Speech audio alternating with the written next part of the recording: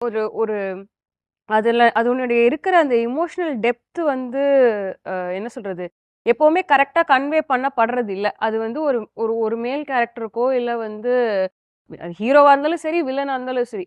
அவங்கள வந்து எய்தர் வந்து மாஸ் காட்டுறதுக்கோ, இல்ல அவங்கள என்ன சொல்றது? அ பழி வாங்குறதுக்கோ, இல்ல அவங்கள வந்து பனிஷ் பண்றதுக்கோ வந்து யூஸ் பண்ணப்படுது. இது இன்ஃபாக்ட் வேட்டையன்லயுமே ஒரு பெரிய ஒரு பிரச்சனையா இருந்துச்சு. வெறும் மகாராஜா மட்டும் இல்ல. எப்படி இந்த சீன்ஸ இந்த வயலன்ஸ் இந்த மாதிரியான வயலன்ஸ எப்படி காட்டுறது? அப்படின்னு. ஸோ இன்னும் இந்த மாரி ஏகப்பட்ட விஷயங்கள் இருக்கு அதுல. நீங்க சென்சார் சர்டிஃபிகேட்லேருந்தும் சரி, அத எப்படி கையாள்றதுன்னு சரி. ஏன்னா, ஒரு விஷயத்த நம்ம காட்டணும் அப்படிங்கிறது வந்து ஆக்சுவலி அப்படியே காட்டணுங்கிறது ஜர்னலிசம். யூசுவலா வந்து பார்த்தீங்கன்னா, எந்த விதமான ஒரு நரேஷனும் இல்லாம, அப்ஜெக்டிவா இருக்கிறத இருக்கிறபடியே வந்து சொல்றது அப்படிங்கிறது ஜர்னலிசம். ஆனா வந்து சினிமா ஜர்னலிசம் கிடையாது. ஸோ அப்படி இருக்கிறப்போ, ஒரு கிரியேட்டர்ஸ் ஒரு ஸ்டாண்ட்ஸ் எடுக்குறாங்கன்னா, கொஞ்சம் பொறுப்போட எடுத்தா கரெக்ட்டா இருக்கும். இல்ல அட்லீஸ்ட் நீங்க வந்து, "இல்ல இது என்னோட கதைக்கு வந்து இந்த ஆத்தென்டிசிட்டி ரொம்ப தேவைப்படுது."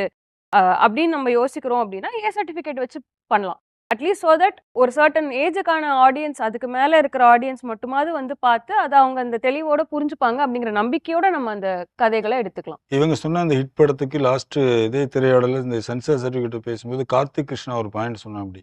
அவங்கலாம் போய் கேட்குறாங்க. எப்படிங்க இப்படி அலோவ் பண்ணீங்கன்ட்டு. டிக்கெட் இருக்கிறது தான் நாங்க அலோவ் பண்ண முடியாது. டிக்கெட் இல்லாததுக்கு எங்களுக்கு ஒண்ணும் பண்ண முடியாதுன்ட்டாங்களாமா. ஸோ இல்ல இப்போ இந்த இந்த பிரச்சனைகள வந்து நம்மளோட கிரியேட்டர்ஸ் மேலயும் திணிக்க முடியாதுங்கிறது இல்ல என்னுடைய நான் என்ன சொல்றேன்னா, சென்சார் நீங்க வெளியில இருந்து குடுக்குற சென்சார் ஒரு பக்கம் இருக்கட்டும். இவங்களுக்கு ஒரு ரெஸ்பான்சிபிலிட்டி வேணும். உதாரணமா கமல், ரஜினி, விஜய் 3 பேர் எடுத்துங்க. ரஜினி வந்து முதலமைச்சரா வரப்போறதா 30 வருஷமா பேசிட்டு இருந்த ஒருத்தர். கமல் வந்து ஒரு கட்சியா ஆரம்பிச்சாரு.